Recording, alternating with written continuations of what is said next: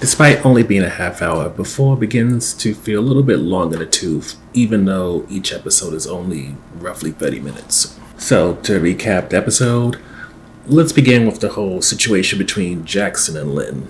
And to make a long story short, even though it's not that really long story, because Eli was very much uncomfortable with the topic of death and talking about it with Lynn because he'd rather look for answers regarding her cancer, when Lynn was starting to work on a new children's book that addressed death, instead of going to her husband about it, she went to Jackson.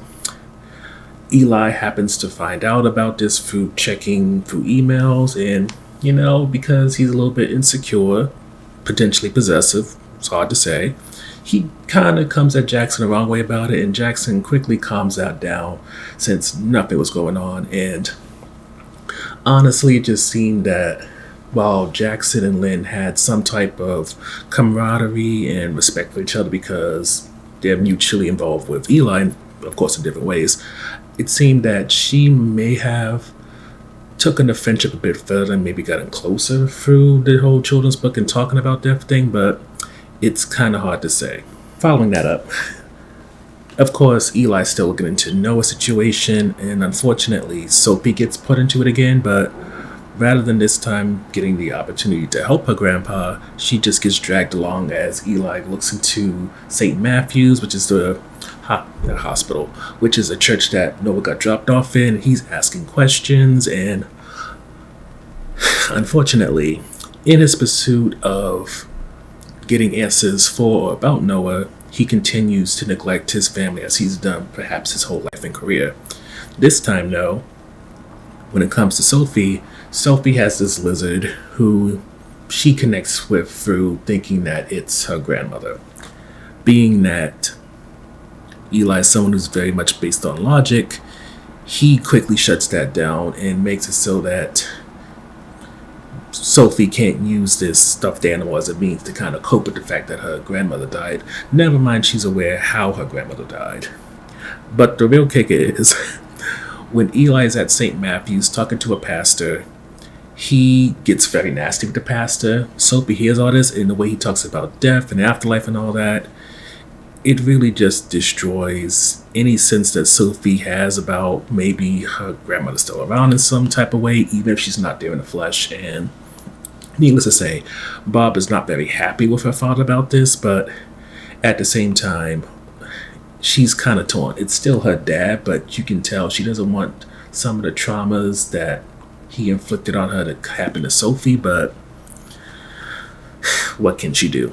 Getting into the review portion, honestly, I feel like at this point, Eli has lost a lot of what made him an interesting character, especially as a male psychologist who's supposed to be helping children. For a part of me gets and understands him being married to his job and his family sometimes being his mistress, but I just think that the hook of the show is kind of dissipating for, I should know, in terms of what was shown in the last episode, what had this idea that maybe Eli choked his wife to death. That's not addressed at all. I mean, you get a sense that maybe there's something there since he comes off possessive when he's talking to Jackson about Lynn, but you don't really get a sense that Eli is as interesting or complicated as he used to be. Like, there's no sense that he just has this blind spot when it comes to his family. It's just that perhaps he had his family because that's just what you did. And going to an offense topic, I feel like at this point, the road to answers is getting way too long. And I would even say it compensates with like quality questions that you can ask. For when it comes to the Lynn situation, again, nothing's addressed with how she died. It does give you some push to wonder if Eli was insecure, possessive, maybe some type of abusive, not physically, but maybe verbally. It's hard to say because you're giving nothing. And when it comes to the Noah thing, again, it just feels like it's dragging everything out. And with no evidence or information about that farmhouse, with no real signs regarding why Noah's seen these weird tentacle things.